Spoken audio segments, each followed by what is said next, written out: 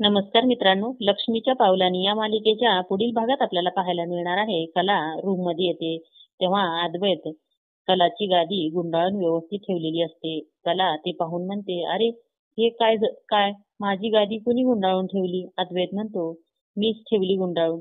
काल मंगळागौरीच्या कार्यक्रमामध्ये तू दमली असशील ना, म्हणून म्हटलं की माझ्याकडून थोडीशी मदत करावी. तेव्हा कला विचारते की काय रे, माझ्यासाठी एवढी तू काय करतोय?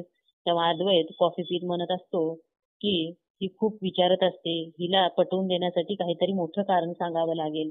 तेव्हा कला सुद्धा विचार करते की नेमकं चांदेकरला असं काय झालंय. आणि त्यानंतर घरातील सर्वजण जेवायला बसलेले असतात. तर कलाही आजोबांना म्हणते की उद्या राखी पौर्णिमा आहे, तेव्हा मी माझ्या माहेरी गेले तर चालेल ना?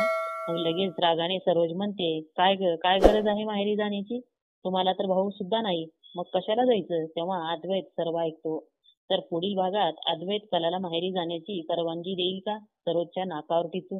असेच अपडेट बघण्यासाठी आमच्या चॅनेलला सबस्क्राईब करा. धन्यवाद.